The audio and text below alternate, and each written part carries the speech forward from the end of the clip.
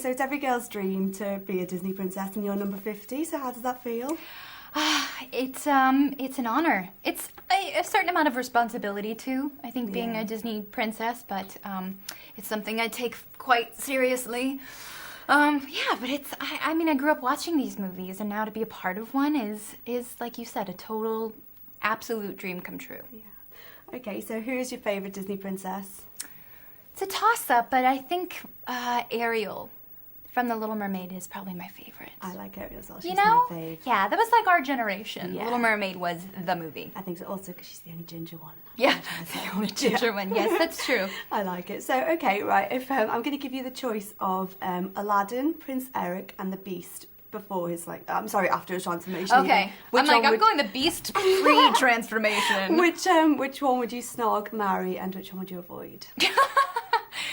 I'm gonna go ahead and say, snog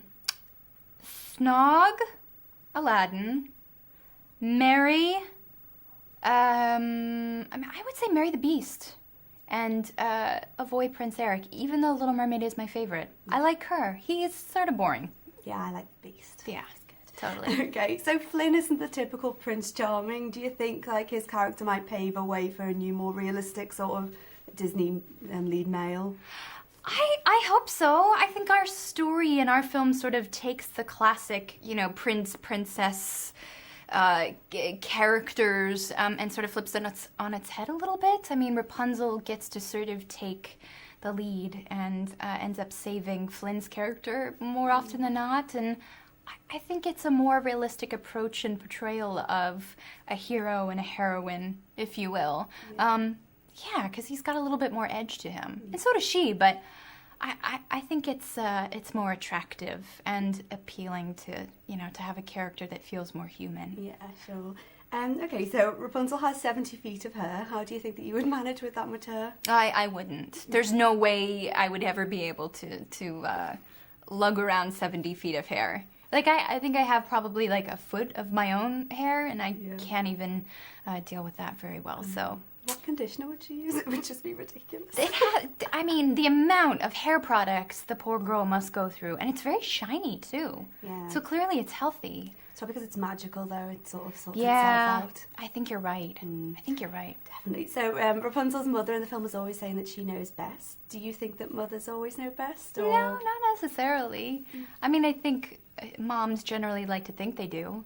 But you gotta live your own life, a little trial by error, and I think in the film though Rapunzel does just fine.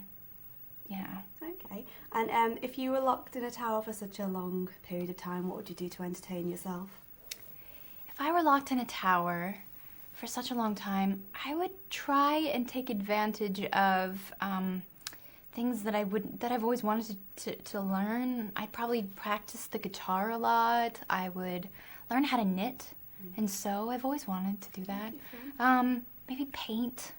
My God, there's plenty of time to do so much. Yeah. Lots of books that I feel like I have to catch up on, and movies. I would just make sure that there was a Wi-Fi connection, because at least then you could sort of be connected to the outside world. Okay, and how different was it singing as Rapunzel than singing as yourself? There is a different frame of mind I think one has to be in when you're in the studio and you're singing songs in character versus just singing them the way that you would approach your own music. But it was a fun challenge. I mean, I didn't even realize how much of a challenge it would be necessarily until I was in that moment. I just thought oh, okay, well, I've done this before and this is going to be second nature. But it really was different to sort of... to be in character, but there were different words that needed to be emphasized, and I couldn't necessarily approach the music as I sort of just would see for myself. But luckily, Alan Menken, who wrote all the music in the movie, was in the studio with us and was really instrumental in knowing exactly what he wanted and how to sort of coax it out of us. Okay, so was it different acting as an animated character than it was acting, on screen where you're getting your facial expressions filmed and everything? No.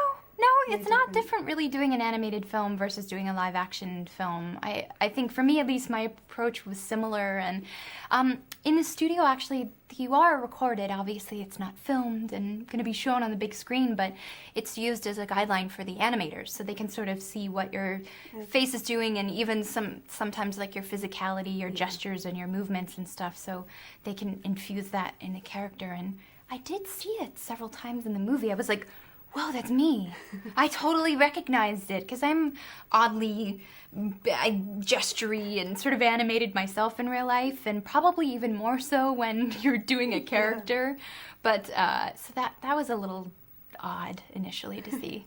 Okay, so finally, what's next for you?